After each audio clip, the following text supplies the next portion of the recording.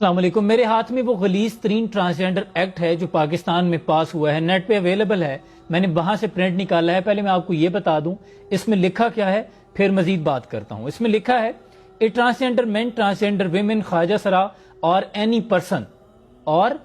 Person, یہ صرف transgender یا خواجہ سرا تک محدود نہیں، کسی بھی مرد یا عورت کو اس کی اجازت ہوگی۔ whose gender identity or gender expressions differs from the social norms and cultural expectations based on the sex they were assigned at the time of their birth۔ اسے جو پیدائشی جینڈر ملا تھا، میل یا فیمیل، اس کا جو معاشرے میں رہن سہن ہے، اسے جو فیل آتی ہے، ثقافتی لحاظ سے وہ مختلف ہے، تو وہ جا کے اپنی جینڈر تبدیل کروا سکتا ہے۔ میل ہے فیمیل بن سکتا ہے، فیمیل ہے تو میل بن سکتا ہے۔ آگے کیا لکھا ہے، A person recognized as transgender under subsection 1 shall have right to get himself or herself registered as per self-perceived gender identity with all government departments including but not limited to NADRA.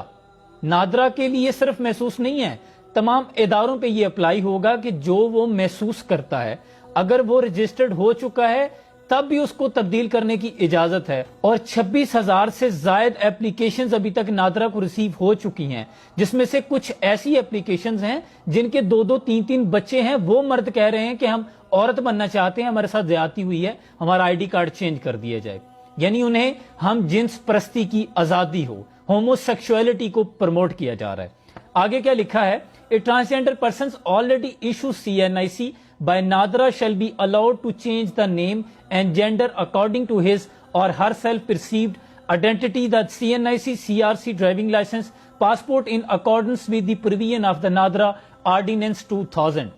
یعنی پہلے جو وہ ڈرتے تھے نا، انہیں جو فیل آتی تھی، چھپ کے کرتے تھے، اب کانسٹیٹیوشن آف لا میں انہیں اجازت ہوگی، انہیں سرٹیفائیڈ پروٹیکشن مل رہی ہے، آپ جو چاہے کرتے پھریں، آپ سے بالکل نہیں پوچھا جائے گا۔ اب میں اس کی وضاحت آپ کو دے دوں، اسی طرح کا ٹرانسجینڈر ایکٹ قوم لوط نے بھی پاس کیا تھا۔ ان کے ساتھ کیا ہوا تھا، جسے آج ڈیڈ سی کہا جاتا ہے نا، بحیرہ مردار کہا جاتا ہے، اس بستی پہ عذاب آیا تھا۔ ابراہیم علیہ السلام کے پاس فرشتے آتے ہیں، تفسیر میں آتا ہے حضرت جبریل کریم ہے ساتھ میں اسرافیل ہیں، میکائیل ہیں، وہ آ کے عرض کرتے ہیں، نوجوانوں کی شکل میں آئے، ابراہیم علیہ السلام کو کہتے ہیں کہ ہم اللہ کی طرف سے آئے ہیں، اور ان کے چہرے اداس ہیں، متغیر ہیں۔ ابراہیم علیہ السلام پوچھتے ہیں کہ کیا بات ہے، کوئی بری خبر ہے؟ تو وہ کہتے ہیں ابراہیم علیہ السلام بہت بری خبر ہے، پتھر آسمان سے چل پڑے ہیں۔ حضرت ابراہیم علیہ السلام پوچھتے ہیں کہ کس وادی کی طرف؟ تو بتایا جاتا ہے کہ فلاں بستی کی طرف۔ ابراہیم علیہ السلام خوف زدہ اور فکر زدہ ہو گئے، کیونکہ وہاں ان کے بھانجے حضرت لوط علیہ السلام نامینیٹڈ نبی ہیں، پیغمبر تھے۔ تو ابراہیم علیہ السلام پوچھتے ہیں کہ کتنا وقت ہے؟ کہا وقت بالکل نہیں ہے، کیونکہ پتھر چل پڑے ہیں، صرف حضرت لوط علیہ السلام کو بچائیں گے، ان کی بیوی بھی پیچھے رہ جانے والوں میں سے ہے۔ اور پتھر چل پڑے۔ حضرت ابراہیم علیہ السلام چاہتے تھے، کیونکہ درد تھا امت کا، تو کہنے لگے کہ ان میں تو بہت نیکوکار پرہیزگار لوگ ہیں۔ تو فرشتے کہتے ہیں کہ ابراہیم علیہ السلام، اور زہد کی جو ڈیفینیشن نبی نے بیان کی، سارا سال روزے رکھنے والے تھے، عبادت گزار تھے، کبھی ان کی راتیں قیام کے بغیر نہیں گزری تھی، اتنے بڑے نوافل پڑھنے والے تھے۔ لیکن فرشتے کہنے لگے کہ ابراہیم علیہ السلام، پہلے پتھر انہی کی طرف اللہ نے روانہ کیے ہیں کہ پہلے جا کے ان کو مارو، ان کے سامنے میرا دین لوٹتا رہا، شریعت کی حدود کو پامال کیا جاتا رہا، اللہ کی فطرت کے قانون کے ساتھ جنگ لڑی جاتی رہی۔ ان کا کیا تھا؟ قوم لوط کیا کرتی تھی؟ عورتوں کو چھوڑ کر مرد آپس میں اپنی نفسانی خواہشات کو پورا کرنے لگے تھے۔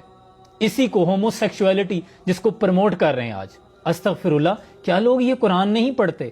وہ پاکستان جہاں پہلے ہی صنفی آوارگی، جنسی بے راروی، حیا باختگی کا طوفان بدتمیزی اپنے عروج پہ ہے، ایسے میں ایسا مکرو بل پاس کر دینا، اور جبکہ پاکستان پہلے ہی قدرتی آفات میں مبتلا ہے، آدھا ملک ڈوب رہا ہے، آپ معاشی بحران میں چل رہے ہیں، آپ اللہ کی اس پکڑ سے تنبیہ حاصل کیوں نہیں کرتے؟ اور یہ شریعت اور اللہ کے ساتھ جنگ ہے، کھلی بغاوت ہے جو آپ کر رہے ہیں۔ خدا کے لیے اس وطن پر بلکتے لوگوں پر رحم کھائیں۔ کیا مزید کو کمی رہ گئی ہے؟ ہمیں کتنی رسوائی اور دیکھنی ہے؟ برطانیہ، انڈیا کے ایکٹ میں بھی یہ چیزیں شامل نہیں ہیں، ان میں بھی آپ نے کسی کو اگر جینڈر دینا ہے نا تو میڈیکل کیا جاتا ہے، اس کے بعد دیا جاتا ہے۔ یورپ کے بعد پاکستان پہلا ملک بن گیا ہے۔ خدا کے لیے اس پہ آواز اٹھائیں۔ جو لوگ با اختیار ہیں، جن کا جتنا قد بلند ہے، ان کی اتنی ذمہ داری بھی ہے۔ حضرت صالح علیہ السلام کی اونٹنی کے قاتل صرف 4 تھے، ساری قوم تباہ ہو گئی تھی، باقیوں کا جرم کیا تھا؟ خاموشی۔ ہم اس ایکٹ سے بائیکاٹ کرتے ہیں اور اللہ ہمیں قوم لوط کے ساتھ کبھی شامل نہ کرے، آمین۔ سلام پہنچے۔